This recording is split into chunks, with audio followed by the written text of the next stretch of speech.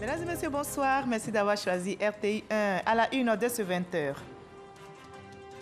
La fête du travail ce 1er mai a été célébrée dans de nombreux pays. En Côte d'Ivoire, la cérémonie officielle a été présidée par le Premier ministre Patrick Kachis. Une célébration sobre en raison du coronavirus. Les centrales syndicales ont fait des doléances pour l'amélioration des conditions de travail. Le Premier ministre réitère le soutien du gouvernement aux travailleurs en Côte d'Ivoire. On est au travail. C'est le vœu du chef de l'État et de son gouvernement qui veut une Côte d'Ivoire au travail. Une Côte d'Ivoire qui s'appuie sur sa diversité et qui engage ses filles et fils à sa construction. Le défi est lancé au sommet de l'État. On s'attelle à matérialiser cette vision d'une Côte d'Ivoire au travail et solidaire. Nous aurons un grand format consacré aux jeunes en milieu professionnel. Comment les travailleurs passent-ils cette période de Ramadan? Réussissent-ils à allier jeunes et travail? Mois de Ramadan, quel impact sur le rendement? La qualité du travail bénéficie-t-il de faveur de leurs supérieurs hiérarchiques? 1er mai, sous haute tension en Turquie, en ce jour de la célébration de la fête du travail, la police turque a arrêté des dizaines de personnes qui essayaient de défiler pour le 1er mai à Istanbul, malgré une interdiction de manifester dictée pour cause de pandémie de coronavirus. Soyez les bienvenus sur RTI 1. Ajoutez notre rendez-vous culturel de samedi. Nous parlons littérature ce soir avec notre invité Ali Ouattara, défenseur des droits de l'homme, coordonnateur des coalitions de l'Afrique francophone pour la CPI. Et il vient donc d'intégrer la grande famille des auteurs ivoiriens avec son œuvre intitulée Côte d'Ivoire, CPI, mariage d'amour ou de raison. Qu'est-ce qui fonde au juste la ratification du statut de Rome par les États partis, dont la Côte d'Ivoire? Si le cœur a ses raisons, que la raison ignore, le mariage CPI, nation, est-il un mariage d'amour ou plutôt de raison? Notre invité nous répondra et il est avec nous. Bonsoir, Monsieur Ali Ouattara. Bonsoir. Alors, plus de 20 ans après la création de la CPI et 8 ans après la ratification du statut de Rome par notre pays, vous vous interrogez sur les motivations du rapport Côte d'Ivoire-CPI. Est-ce un mariage d'amour ou de raison? Bien, merci beaucoup. En 2003, la Côte d'Ivoire a scellé un mariage avec la CPI sous le régime de M. Laurent Gbagbo en reconnaissant les compétences juridictionnelles de la Cour conformément à l'article 12.3 du statut de Rome de la CPI. Et en 2015, le président Alassane Ouattara également a retiré, a confirmé ce mariage à travers la ratification du statut de Rome de la CPI. La Côte d'Ivoire devenant ainsi un État parti, le 122e État. Donc la question que je me pose à travers cet ouvrage, c'est de savoir si c'est un mariage d'amour ou de raison. Et vous nous en direz davantage. Voilà, dans la page culture, on va se retrouver dans une trentaine de minutes. C'est bien de suspendre ici pour donner la possibilité aux téléspectateurs de nous suivre et de connaître la raison. Ce sera tout à l'heure. On se retrouve dans une trentaine de minutes, Monsieur Ali Ouattara. Vous restez pour le moment avec nous. On a célébré aujourd'hui la fête du travail. C'est le 1er mai. La célébration officielle a eu lieu à la primature. Elle a été présidée par le Premier ministre Patrick Kachis. Une célébration sobre en raison de la pandémie de Covid-19. Les centrales syndicales ont fait des doléances. Nous y reviendrons. Une Côte d'Ivoire au travail, justement, c'est le vœu du président de la République, Alassane Ouattara. Une Côte d'Ivoire qui s'appuie sur sa diversité et qui engage ses filles et fils à sa construction. Le défi est lancé au sommet de l'État. On s'attelle à matérialiser cette vision d'une Côte d'Ivoire au travail et solidaire. Au niveau des ministères, on mise sur l'action et les résultats sur le terrain. Alexis Ouedraogo. Lors de sa récente rencontre avec les populations du Grand Sud et de l'Est, le chef de l'État Alassane Ouattara a levé un coin de voile sur l'un de ses objectifs, l'équilibre régional. Et c'est d'ailleurs l'exercice qui a prévalu lors de la formation du nouveau gouvernement. Patrick et moi, nous avons pris la carte de la Côte d'Ivoire et nous avons regardé, j'ai dit, nous avons 12 districts et 2 districts autonomes. Cela fait 14. J'ai donné instruction au Premier ministre que je voulais que chaque district ait au moins 2 ministres, ce qui fait 28. C'est important que la possibilité de servir notre pays soit donnée à toutes les régions, à toutes les générations, Et je suis très fier que nous ayons réussi à le faire, Patrick et moi. Mettre tout le monde au travail, chaque district, chaque région pour construire la Côte d'Ivoire, le bien commun, à l'heure des défis mondiaux. En formant ce gouvernement, nous avons travaillé pour rassembler les Ivoiriens. Les gens ont parlé de gouvernement d'union. Mais je trouve que ce gouvernement est le véritable gouvernement d'union. Je dirais le gouvernement des patriotes. Et dans cette Côte d'Ivoire tournée vers l'avenir qui demande l'implication de tous, le travail sera la clé du succès, avec l'engagement bien sûr de chaque Ivoirien à être une meilleure version de lui-même. Et nous sommes le 1er mai aujourd'hui, c'est la fête du travail. L'événement a été célébré en Côte d'Ivoire à l'instar des autres pays. La cérémonie officielle a été présidée par le Premier ministre Patrick Kachi, une célébration sobre en raison de la pandémie de Covid-19. Les centrales syndicales ont fait des doléances pour l'amélioration des conditions de travail. Le Premier ministre rassure, le gouvernement continuera de soutenir les entreprises et les populations en cette période sanitaire. Alessi Ouedraogo. Ce 1er mai à la primature, la parole est aux travailleurs.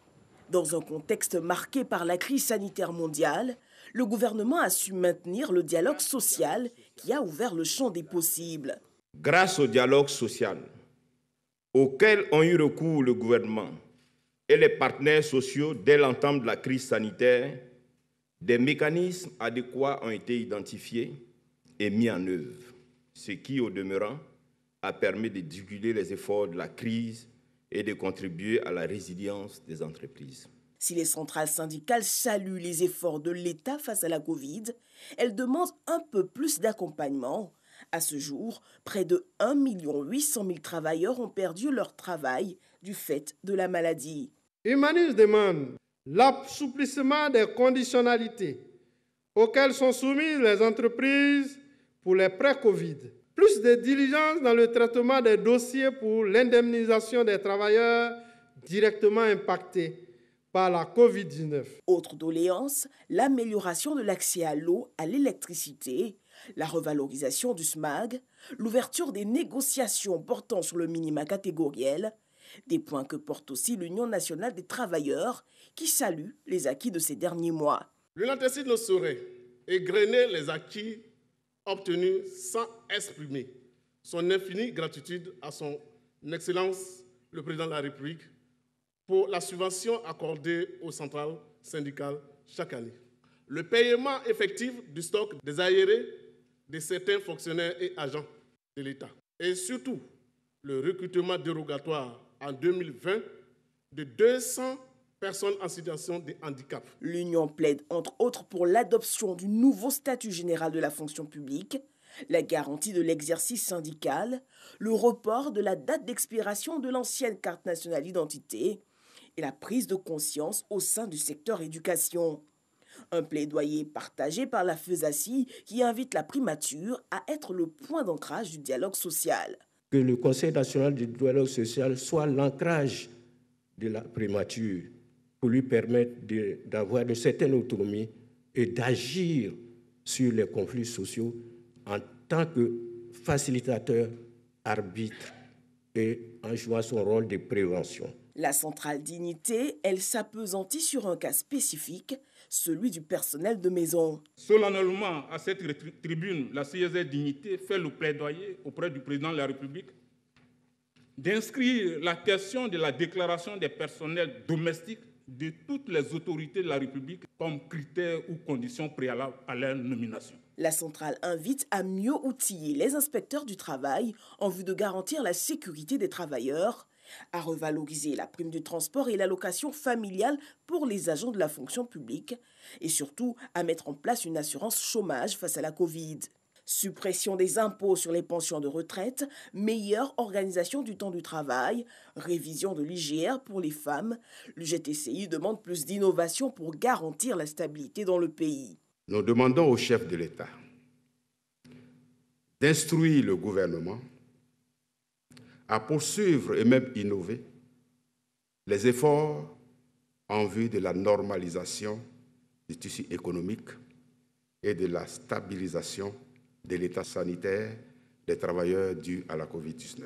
L'UGTCI voudrait une riposte encore plus rigoureuse contre toutes les formes de criminalité et de terrorisme.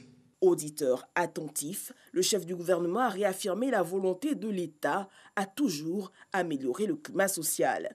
Nous avons écouté avec une grande attention toutes vos doléances et vos revendications de ce jour. J'ai instruit, comme il vous l'a indiqué aujourd'hui, Monsieur le ministre en charge de l'Emploi, de vous recevoir dans les prochaines semaines afin d'examiner ensemble, dans le détail, chacune des questions et préoccupations que vous avez évoquées.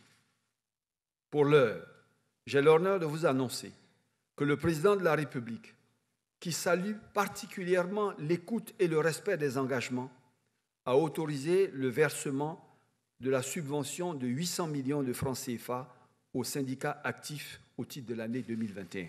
Le Premier ministre a invité les travailleurs à se mobiliser pour la lutte contre la Covid-19 en se faisant vacciner. Aujourd'hui, notre pays envisage de meilleures perspectives grâce notamment à la disponibilité du vaccin contre la Covid-19.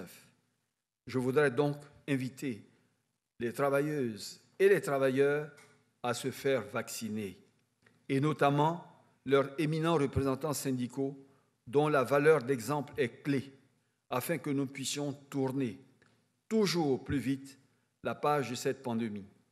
Ceci est d'une importance capitale et au-delà des travailleurs, c'est à toute la population que je souhaiterais également m'adresser. La lutte pour l'éradication de la pandémie est un enjeu sanitaire et économique majeur pour le développement de notre pays. Patrick Hachi n'a pas manqué de saluer la trêve sociale conclue depuis 2017 qui a contribué à freiner la spirale des grèves à répétition dans le pays. Et en cette période de crise sanitaire, les entreprises sucrières ivoiriennes bénéficiaient de l'appui du gouvernement. Justement, l'État de Côte d'Ivoire et ses entreprises sucrières ont signé en présence du Premier ministre Patrick Hachi un contrat devant leur permettre d'améliorer leur productivité, d'augmenter leurs capacités afin d'assurer l'autosuffisance en sucre. Et cela sur une période de 5 ans, nous rapporte Abou Sanogo. L'État de Côte d'Ivoire apporte son appui aux entreprises sucrières ivoiriennes. Cette signature d'un contrat plan avec les sociétés sucrières ivoiriennes est sur une période de 5 ans, durant laquelle elles devront s'engager à réaliser des investissements nécessaires pour augmenter leurs capacités, réaliser l'autosuffisance en sucre, en vue de garantir des prix compétitifs pour les ménages dans le cadre de la lutte contre la vie chère et le maintien de l'interdiction des importations de sucre sur une période de 5 ans et l'aboutissement des discussions entre l'État de Côte d'Ivoire et les entreprises sucrières ivoiriennes. À travers la signature de cette convention, les entreprises sucrières s'engagent à réaliser des investissements de plus de 150 milliards de francs CFA sur la période 2021-2025, dont environ 71 milliards pour Sucaf et 79 milliards pour Sucre Ivoire, d'augmenter la production de sucre de ces deux entreprises qui passera de 206 000 tonnes en 2021 à environ 255 000 tonnes en 2025, d'améliorer la compétitivité du sucre en s'engageant à partir de l'année N+2 à réviser les prix de vente des différentes catégories de sucre en fonction de l'évolution des coûts de production. Les entreprises sucrières s'engagent à investir dans les 5 années à venir pour améliorer leur niveau de compétitivité. La signature de ce contrat traduit la volonté des deux parties d'œuvrer pour le développement et la pérennisation d'une filière sucre compétitive, performante au service des populations. Nous nous engageons à investir dans les 5 années à venir la somme de 150 milliards en vue d'améliorer l'outil de production. L'État du Côte d'Ivoire, pour sa part, s'engage à accompagner les sociétés sucrières ivoiriennes. Le gouvernement s'engage à maintenir la mesure d'interdiction des importations de sucre sur les 5 prochaines années, à renforcer le contrôle et le suivi de la mise en œuvre des mesures d'instauration d'un environnement juridique et réglementaire propice pour faciliter les investissements, notamment la lutte contre l'importation frauduleuse du sucre. Je tiens toutefois à rassurer les autres industriels utilisant le sucre comme intrant. Durant cette période, les importations spéciales de sucre seront réalisées exclusivement par les sociétés sucrières pour couvrir 50% des besoins des entreprises industrielles utilisatrices de sucre à un prix de vente à marge nulle. sur la base de l'évaluation des besoins exprimés par ces industries. La différence des besoins, 50%, sera fournie par les sociétés industrielles sucrières locales. En somme, ce contrat-plan va permettre d'accroître la production locale du sucre et d'améliorer la compétitivité de cette filière stratégique de l'économie. Et le bien-être des travailleurs a été évoqué à Bouaké ce samedi 1er mai, jour de la fête du travail. Sobre célébration en raison de la pandémie de Covid-19. Les travailleurs de la région de Gbeke ont présenté leurs difficultés et attentes. Léon Bro. 1er mai 2021 à Bouaké. Fête du travail en salle dans le respect des mesures barrières à la Covid-19. Cette pandémie aussi responsable du bouleversement du monde du travail. À l'origine, réduction des charges et temps de travail, licenciement d'employés, ainsi que révélé par l'UGTCI, Dignité, Humanisme, UNATRCI, FENATCACI et FESACI. Pour ces centrales syndicales, la Covid-19 en rajoute à l'environnement du travail de Gbeke, déjà précaire, du fait de la délocalisation et de la fermeture des plus importantes unités industrielles de la région. Si au niveau de la filière coton, au niveau de l'ANACAD, les choses vont mieux, au niveau de Bouaké, pratiquement toutes les entreprises textiles sont fermées. Sur les acquis sociaux, les centrales syndicales saluent les efforts du gouvernement en ce qui concerne notamment le SMIG, les primes du secteur privé. Elles encouragent entre autres l'accélération de la réforme du statut général de la fonction publique, la valorisation du salaire minimum agricole garanti. À ces doléances, le corps préfectoral promet la réponse du gouvernement. L'amélioration de vos conditions de vie et de travail et surtout la rénovation des industries de Bouaké avec un plan Marshall, je puis vous rassurer que le gouvernement a conscience et attache un intérêt indéfectible à la situation particulière de Bouaké et que des dispositions particulières sont à l'étude. Cheville ouvrière de la célébration de la fête du travail à Bouaké, la direction régionale du travail de Gbeke. Et pas trop loin de là, à Korogo, la fête du travail a été célébrée à la salle Alassane Ouattara de la préfecture et l'événement a réuni les responsables des couches socio-professionnelles de la région du Poro. Dans les différents messages, vous allez les entendre, les syndicats ont félicité le président de la République pour ses actions sociales, sans oublier, bien sûr, de présenter leurs doléances à Mississoko. Nous sommes à la 135e journée de la fête du travail dans le monde entier. Commémoration de la Journée internationale du travail. Cérémonie timide à la salle Alassane Ouattara de la préfecture de Korogo. Pas grand monde pour célébrer l'événement en raison de la Covid-19. Mais la centrale syndicale Humanisme, l'Union générale des travailleurs de Côte d'Ivoire, UGTCI, la Fédération des syndicats autonomes de Côte d'Ivoire, FESACI, et les responsables des couches socio-professionnelles sont venus donner de la voix pour l'amélioration de leurs conditions de vie. Au plan des infrastructures, le changement climatique a rendu le problème de l'eau potable crucial, surtout dans nos villages. Or, l'eau est source de vie. La centrale syndicale Humanisme demande la réparation des anciennes pompes villageoises et la réalisation de nouvelles pompes. Aussi, la centrale syndicale Humanisme plaide pour le lancement effectif des travaux de bitumage déjà programmés des routes Korogo-Dikodougou et Korogo-Mbengue. C'est le lieu ici de féliciter tous les travailleurs pour leur contribution au maintien des activités économiques essentielles ou indispensables et les encourager à poursuivre leurs efforts pour le respect des mesures barrières dans leur famille et leur lieu de travail. Le préfet des régions du Poro a mis en lumière les actions initiées par le chef de l'État Alassane Ouattara afin de permettre aux populations de mieux résister contre les effets néfastes de la Covid-19. Entre autres, le programme d'urgence de soutien aux filières agricoles d'exportation, le fonds d'appui au secteur informel et le fonds Covid-Soutra destiné aux ménages. Quant à leurs doléances, André Ekonon les a rassurés. Toutes vos préoccupations seront transmises à la hiérarchie afin que des solutions appropriées leur soient trouvées. Cependant, dès à présent, je voudrais vous dire que des instructions seront données au directeur régional de l'hydraulique à l'effet de prendre toutes les dispositions diligentes pour mettre en bon état de fonctionnement les pompes villageoises. À chaque célébration, en hommage aux travailleurs disparus ou décédés, une gerbe de fleurs est déposée au monument aux morts à la préfecture de Korogo. 1er mai sous haute tension en Turquie. En ce jour de la célébration de la fête du travail, la police turque a arrêté des dizaines de personnes qui essayaient de défiler pour le 1er mai à Istanbul, malgré une interdiction de manifester édictée pour cause de pandémie de coronavirus. La Turquie a mis en place un confinement strict depuis le 29 avril à cause d'une 3e vague épidémique qui tue un nombre record de malades chaque jour. Au moins 394 personnes sont mortes du coronavirus hier vendredi, selon les autorités turques. On en arrive à notre grand format consacré aux jeunes en milieu professionnel. Comment les travailleurs passent-ils cette période de Ramadan? Réussissent-ils à allier jeunes et travail? Mois de Ramadan, quel impact sur le rendement?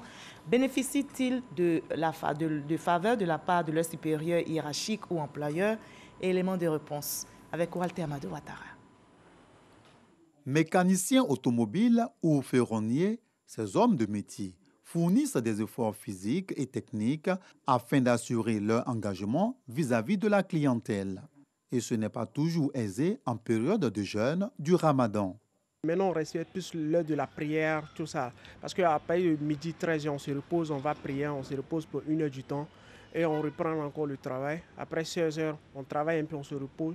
Jusqu'à 17h30, on arrête le travail. Si les moins âgés disent tenir le coup, dans la commune d'Adjamé, ce chef garagiste de 63 ans s'appuie sur son expérience pour jeûner. On arrive à travailler parce que ce n'est pas aujourd'hui qu'on a commencé. Ça nous fatigue, mais néanmoins, on est obligé de faire. Dans le travail, si le soleil arrive, ça nous fatigue un peu. Le moment des jeûne, je n'ai même pas de problème de maux de tête ou autre. C'est-à-dire que ça améliore ma santé, quoi. Un peu plus loin, nous sommes à la grande mosquée du plateau. Des fonctionnaires quittent leur bureau pour prendre part à la prière de 13h30. Moi, j'ai la chance parce que la pause, généralement, c'est dans la même période, c'est-à-dire entre midi et 14h30. Donc, c'est ça, on utilise en fait pour essayer de venir faire la prière et toujours courir en fait pour rattraper le temps, pour ne pas dépasser ça. Sinon, personnellement, c'est pas si prenant que ça. Les choses semblent faciles pour les hommes. Ce n'est pas toujours le cas chez la femme musulmane. En service à la direction des ressources humaines du ministère de l'Enseignement supérieur, Oumou Diallo arrive à son poste aux heures normales de travail après un réveil à 3h du matin pour le repas familial. Quand tu fais le jeûne, d'abord tu te réveilles à 3h du matin pour faire le repas qu'on appelle le saoul. Il y a des maris compliqués qui veulent de nouveaux plats, ils ne veulent pas du réchauffé. Et quand tu finis de faire ça, tu vas te coucher, tu n'as même pas le temps de te reposer, il faut être au bureau à 7h30. Et à 7h30, il faut rentrer encore quelquefois avec l'embouteillage, on rompt le jeûne sur la route. Toujours dans la cité des affaires, dans cette entreprise privée, des mesures particulières sont prises pour faciliter la tâche au personnel jeûneur. Nous avons tenu une réunion en leur informant que voici, il y a le mois de Ramadan qui arrive très bientôt.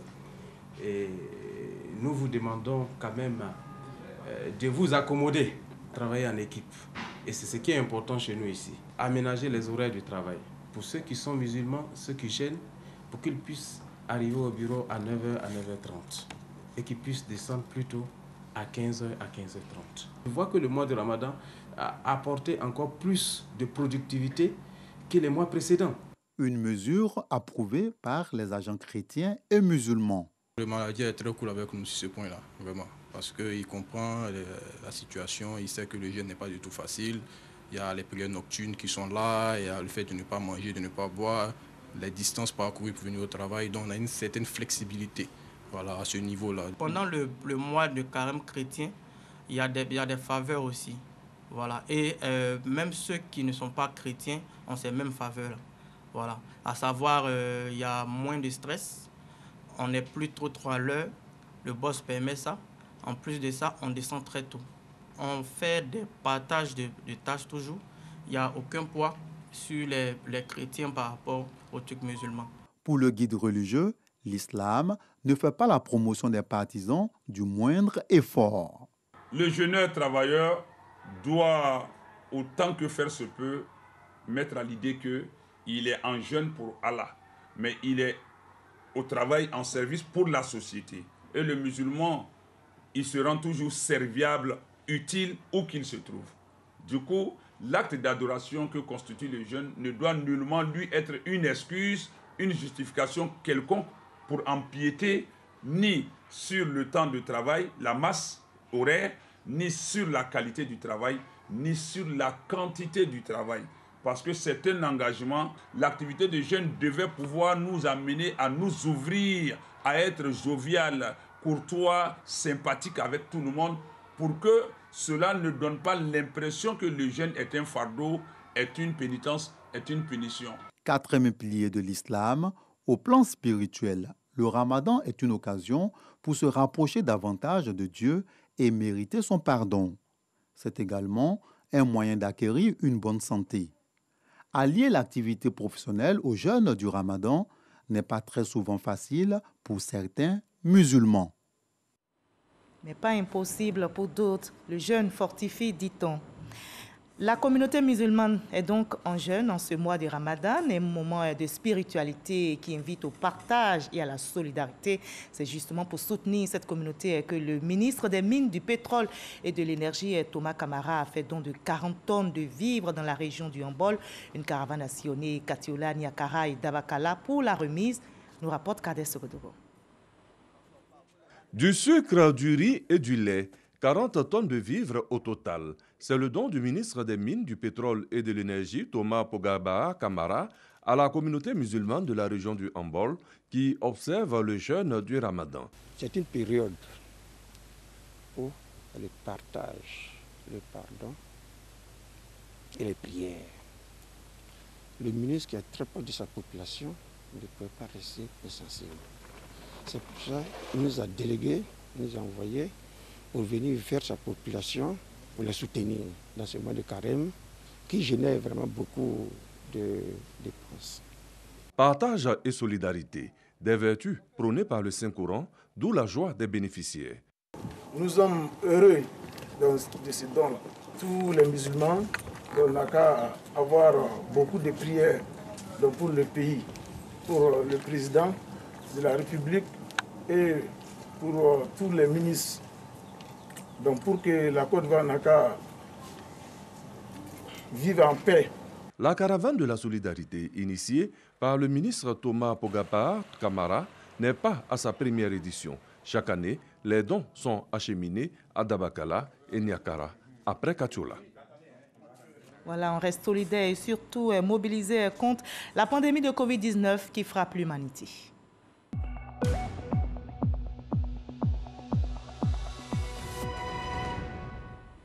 Restons vigilants. Le coronavirus continue de circuler. Ce samedi, on dénombre en Côte d'Ivoire 78 cas positifs sur 2566 échantillons prélevés, soit 3% de cas positifs, 56 nouvelles guérisons, 0 décès, 246 cas actifs, 158 981 personnes vaccinées à ce jour. Faisons-nous tous vacciner, préservons notre santé et celle des autres en observant les gestes barrières. Et la lutte contre le coronavirus s'accentue dans notre pays. Le déploiement des sites de vaccination à l'intérieur du pays se poursuit. Désormais, les populations de la région du Hambol ont accès gratuitement aux vaccins. À Katiola, le chef-lieu a servi de cadre pour ce lancement. Kader Sogodogo. Le contenu de la seringue est déversé dans le corps du préfet de Katiola, préfet de la région du Hambol, Kwame Bikalou. C'est officiel.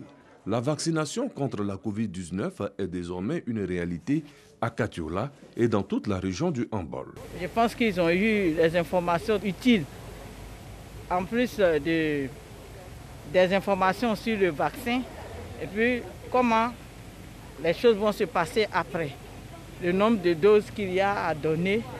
Nous avons reçu 200 doses et les cibles prioritaires, donc il y a force de l'ordre, enseignants, corps médical et puis les personnes âgées et surtout qui portent des maladies chroniques. En donnant l'exemple, le préfet de la région du Hambol indique la voie à suivre à ses administrés. En tant que première autorité, il m'appartenait quand même, dans le cadre de cette mission de sensibilisation, de donner l'exemple pour que les populations sachent qu'elles n'ont rien à craindre de ce vaccin et surtout qu'elles sachent que nous œuvrons pour sa protection. 2 doses à l'intervalle d'1 mois suffisent pour être protégés contre la Covid-19. La vaccination est gratuite et est une exigence dans de nombreux pays à travers le monde. Voilà, nous partons maintenant pour la région de la Nawa. Le préfet des régions, Kone Messamba, est en train de sensibiliser les populations afin qu'elles puissent porter le casque et éviter les accidents de circulation. Cette action est menée de façon conjointe avec les unités de gendarmerie et de la police de la ville de Soubré, chef-lieu de la région. Jean Magagui pour le reportage. Après la sensibilisation, place maintenant à la répression. C'est tôt le matin que les éléments de l'escadron de la gendarmerie et de la police de Soubré ont investi les différentes artères de ladite ville. Objectif, lancer l'opération Zéro moto sans casque, initiée par le préfet de région, Messamba Kone. Supervisée par les commandants d'unité, les forces de sécurité passent au contrôle de routine. L'opération porte déjà des fruits et les populations y adhèrent. L'opération est bienvenue parce que moi j'étais victime d'un accident où vous voyez la blessure au pied là. Je n'avais pas porté de casque. Voilà, donc c'est une bonne chose que le préfet ait pu mettre ça en vigueur. Quand tu te protèges aujourd'hui, en cas d'incident, au moins tu as 90% de chances de ne pas avoir le crâne fracturé. Et je pense que c'est très bon. Moi je suis en voyage. Donc ma fille est malade, je l'envoie à Delwa. Donc moi je n'ai pas en courant de ça là. En courant de maintenant on va porter casque. L'on enregistre dans la région de la Nawa 185 accidents d'engins à 2 roues par an selon les forces de l'ordre. Après 2 années de fonction dans la localité, le préfet se dit prêt à lutter contre ces accidents de la circulation. Après 2 ans donc à Soubré, je constate que nous sommes nargués, les forces de sécurité sont narguées, les gens continuent de rouler n'importe comment et il y a des morts. J'ai donc donné l'ordre aux forces de sécurité de procéder ainsi jusqu'à ce que les uns les autres arrêtent donc de rouler de cette manière dans la ville et de porter leurs casques. 250 motocyclistes ont déjà été interpellés pour défaut de casque dans la ville de Soubré. L'opération Zéro moto sans casque s'étendra dans les autres villes de la région de la Nawa. Le gouvernement ivoirien a offert un dîner d'adieu en l'honneur de l'ambassadeur de la Mauritanie en Côte d'Ivoire. La diplomate mauritanienne en fin de mission quitte notre pays pour d'autres fonctions. Laure Goretti, Abou Sanogo. Un toast en guise de revoir pour Val Soueina, ambassadeur de la République islamique de Mauritanie en Côte d'Ivoire. Elle part de la Côte d'Ivoire après 2 années de mission. Au cours de ce dîner organisé pour l'occasion, le ministre d'État, ministre des Affaires étrangères, de l'intégration africaine et de la diaspora, Kandia Kamara, a salué la carrière de Val Soueina, puis lui a exprimé toute sa gratitude et sa reconnaissance pour ses actions de coopération pendant sa mission en terre ivoirienne. Madame l'ambassadeur, voici venue la fin de votre séjour en Côte d'Ivoire. Vous vous êtes engagé à suivre les sillons tracés par vos prédécesseurs tout au long des 56 années de coopération historique, fraternelle et amicale entre la Mauritanie et la Côte d'Ivoire et à œuvrer au renforcement de la coopération si fructueuse qui existe entre les 2 pays. Val Soueina a été élevé au grade de commandeur de l'Ordre national ivoirien. La diplomate mauritanienne a en retour traduit sa gratitude aux autorités et au peuple ivoirien pour l'hospitalité durant sa mission. La Mauritanie et la Côte d'Ivoire ont établi des liens profonds et continus depuis plus d'1 siècle, où la communauté mauritanienne bénéficie du soutien et de l'accueil de toutes les composantes du peuple ivoirien. Je quitte votre pays, riche d'une expérience inoubliable, avec la conviction que les liens noués pendant ce séjour résisteront à l'usure du temps et à la distance. Les relations diplomatiques entre la Côte d'Ivoire et la République islamique de Mauritanie se sont renforcées après l'indépendance et les 2 pays totalisent 56 années de coopération. Et nous sommes samedi, place à l'instant culture de ce 20h.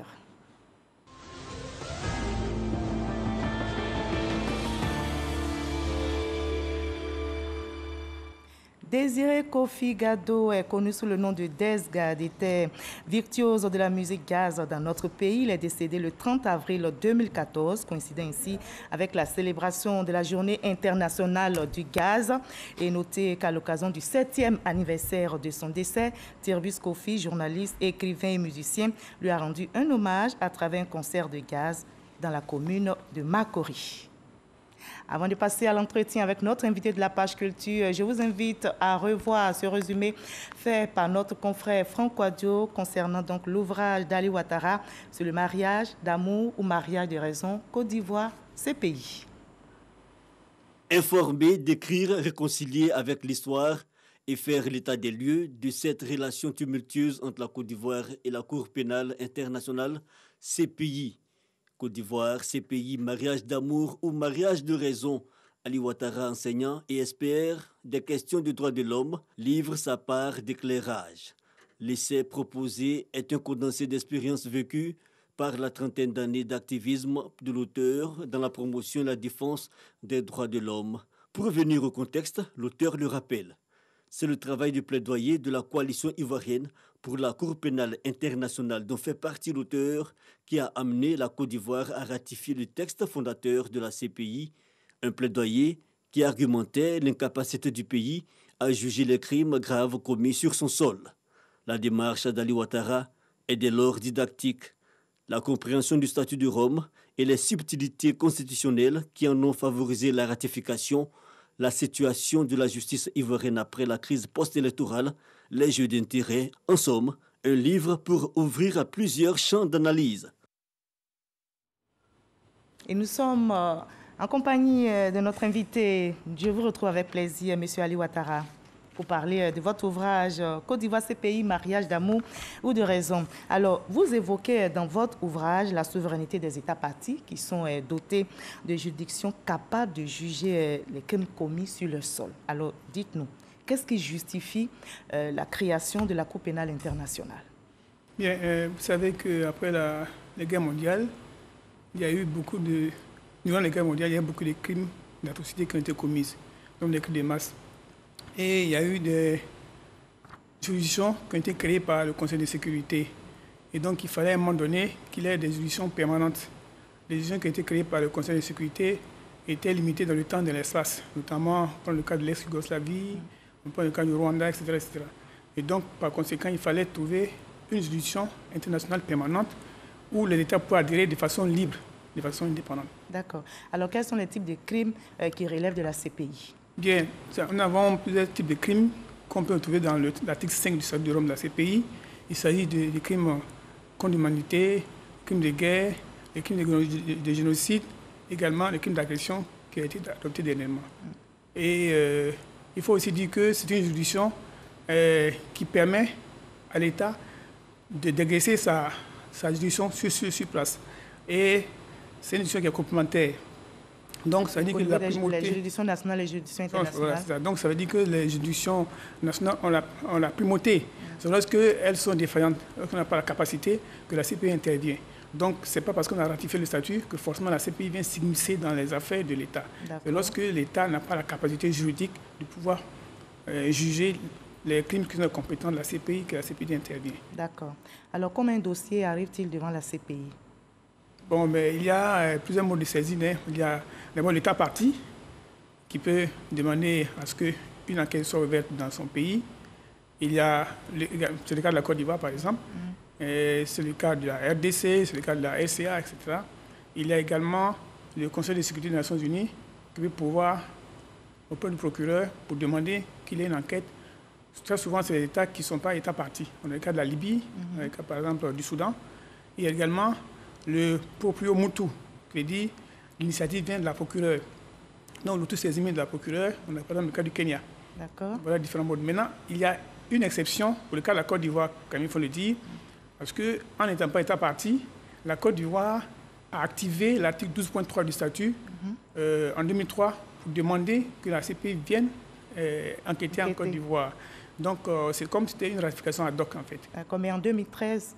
En 2003, le 15 février 2003. Voilà, ouais. Le 15 février 2003 d'abord, c'était la déclaration qui a été faite au greffe D'accord. Demander que la Côte d'Ivoire reconnaisse les compétences juridictionnelles de la Cour. Ensuite, en 2013, le 15 février 2013, la Côte d'Ivoire a encore ratifié. C'est en cela que le premier mariage, c'est le mariage 2003. Et puis ensuite, il y a un deuxième mariage qui est de 2013. Un mariage d'amour ou de raison, vous allez nous dire, vous allez répondre à la fin. Mais pour l'heure, on veut connaître les affaires traitées par la CPI. Pourquoi ces affaires-là durent-elles aussi longtemps? Bien, vous savez que ce sont des juridictions internationales. La CPI est basée pratiquement sur la coopération des États. Le chapitre 9 du statut l'évoque pleinement. Et donc, il faut amener des enquêteurs sur le terrain et il faut la coopération des États. Deuxièmement, il y a plusieurs phases. Il y a la phase préliminaire, il y a la confirmation des charges, il y a la présentation du suspect, il y a également les procès. C'est très long. C'est très long, en fait. Nous-mêmes, nous décrivons cela et on espère qu'avec le temps, peut-être que la CPI, dans son bilan, va tenir compte de la longueur de ces procès et pour que vraiment les suspects puissent savoir leur sort un peu plus tôt. D'accord. Alors, l'indépendance de la justice, vous le savez, est au cœur de tous les débats, tant au plan national qu'international. Alors, comment peut-on soustraire la CPI de l'influence de ceux qui assurent son financement? Bien, ce sont les États partis. Donc, quand on dit, ce n'est pas qu'il y ait des puissances particulières qui assurent ce financement à la CPI. Vous vous souvenez, l'ancien président américain Donald Trump qui avait autorisé des sanctions économiques contre des responsables de la Cour pénale internationale qui viennent d'être levés. Oui, par son successeur. On n'en parle pas d'ailleurs, c'est ça qui est dommage. Nous, on avait fait le plaidoyer auprès des États-Unis pour lever ces sanctions. Et les sanctions ont été levées. Mais malheureusement, la presse ne prend que les scoops, en fait. La presse en parle plus lorsque... Dans tous les cas, mais il avait ordonné les sanctions contre la CPI. Ils ne sont pas États partis, en fait. Les États-Unis ne sont pas États partis. Les États-Unis avaient signé sous l'ère Clinton. Et puis, à un moment donné, quand le père Bush est venu, il a désigné, en fait, la signature. Donc, ils ne sont pas États partis, en fait. Mais le dilemme, c'est que les États partis sont membres du Conseil de sécurité. Et c'est à cela qu'il a le débat. Puisque le Conseil de sécurité est une structure très politique et le Conseil de sécurité peut demander à ce que la CPI enquête dans un État. D'accord. Et la CPI, vous le savez, souffre d'une mauvaise réputation en Afrique. Oui, évidemment, aujourd'hui, il y a une mauvaise perception. Nous sommes d'accord qu'il y a une mauvaise perception. À tel enseigne que certains États se sont retirés, notamment le Burundi. L'Afrique du Sud. L'Afrique du Sud, bon, ce n'est pas retiré. Le Parlement n'a pas accepté, qui avait annoncé son retrait. Et il y a beaucoup de pays également qui avaient dit qu'ils allaient le faire sous l'impulsion de l'Union africaine. Mais aujourd'hui, quand on voit que la grande majorité de ces États-là sont restés, il n'y a que le Burundi seul qui est parti, ça dit beaucoup de choses, que c'est une juridiction vraiment qui a besoin d'être là. Son existence est vraiment nécessaire pour la justice dans le monde, la lutte contre l'impunité. Alors, plus de 20 ans après, donc, qu'est-ce que vous pouvez retenir concernant le bilan? Que peut-on dire du bilan de la CPI? Quel est son impact? Et surtout, son image au niveau mondial? Bien, il faut dire que l'existence de la CPI est un atout. Parce que le fait que la CPI existe, c'est un volet dissuasif. Aujourd'hui, on sait que la CPI existe. Donc, les dirigeants des États, ceux qui veulent commettre des crimes graves, depuis ça 2 fois avant de commettre ces crimes-là. Donc, il y a le bilan mitigé, en fait. Il y a le volet répressif, où il y a des acquis et des déceptions. Et il y a le volet dissuasif qui... À ce niveau-là, ça marche en fait. Donc, on va dire par exemple qu'au niveau de la répression, parce qu'il y a 2 volets, il y a le volet répressif et le volet dissuasif. Au niveau du volet répressif, c'est qu'il y a eu des condamnations. Mais l'image au niveau de l'Afrique, vous le savez, on a l'impression que c'est une juridiction internationale pour la plupart. Disent qu'on a l'impression que c'est une juridiction internationale contre l'Afrique. Et cette image-là se diffuse de plus en plus. Je dis qu'il y a une mauvaise perception qui a été diligentée par beaucoup de chefs d'État, on dirait des syndicats de chefs d'État en griffe, parce que ce sont les chefs d'État eux-mêmes qui ont accepté en majorité que la CPI vienne dans leur pays, qui ont accepté à être État parti. Quand on prend le nombre d'États partis africains, c'est le plus grand nombre en fait. Quand on prend l'État parti au niveau de la CPI, les Africains sont les plus nombreux. Est-ce que c'est parce qui vous a mené à poser cette question, mariage d'amour? Oui, c'est ça, parce que... Pour des raisons. Oui, c'est ça, c'est l'une des raisons. En fait, je lance le débat, en fait. C'est-à-dire que beaucoup d'États africains ont accepté que la CPI vienne enquêter dans leur pays. Ils ont accepté d'être État parti. Et lorsqu'il y a les enquêtes qui se mènent à un moment donné, quand l'enquête tourne autour des poches de ces personnes-là, les gens se débilent, en fait. C'est-à-dire, à un moment donné, ils disent non, mais on ne veut plus la CPI. Voilà, donc il y a cela. Et puis, il faut reconnaître aussi qu'à un moment donné, il y a beaucoup plus d'enquêtes en Afrique, il faut le connaître. En Afrique, aujourd'hui, il y a la Géorgie, il y a Israël, il y a beaucoup d'autres pays, la Palestine, où la CPI commence à mener des enquêtes. Mais il y a cela, on va dire encore une fois que ce sont la majeure partie des États africains qui ont demandé que la CPI vienne enquêter. En dehors, comme je l'ai dit, du Kenya où c'est la procureure qui a fait l'autosaisine, en dehors de la Libye et du Soudan où c'est le Conseil de sécurité, la CPI et les autres États, c'est eux-mêmes qui ont demandé que la CPI vienne. Donc on ne comprend pas qu'à un moment donné, les gens disent bon, la CPI c'est pour les grandes puissances. D'accord. Alors le but de la CPI est fondamentalement la paix. Vous êtes d'accord avec moi? Alors quelle corrélation avec la cohésion dans les États, on va dire avec les États africains notamment? Oui, en fait, la CPI a été créée d'abord pour lutter contre l'impunité. C'est la dernière question. Voilà, pour lutter contre l'impunité. D'accord. Donc cette impunité-là permet d'avoir la justice, connaître la vérité. Et donc ça permet d'avoir la réconciliation. Ça permet d'avoir une paix durable. Ça permet d'avoir une cohésion sociale durable. C'est ça en fait.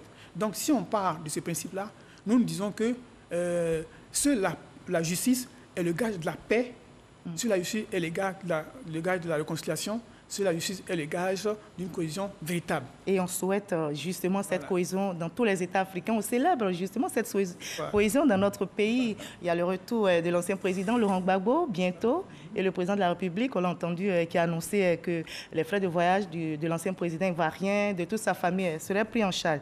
On va terminer avec votre citation phare en 2 secondes. L'impunité d'aujourd'hui est le crime de demain.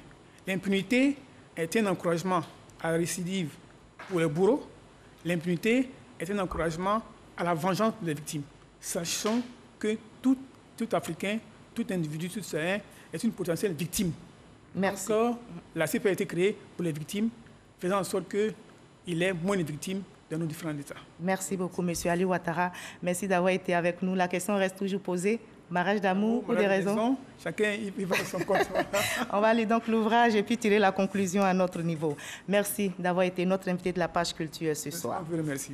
Là, ne décrochez pas. Après ce journal, suivez Voice Afrique francophone, aussi RTI 1, pas de dernier journal, donc à 23h en raison de cette belle émission que je vous invite à suivre, Voice Afrique francophone. Passez une très très belle soirée. Demain 20h, retrouvez Kolo Klubali. Et moi, je vous dis, n'oubliez surtout pas de prendre soin de vous.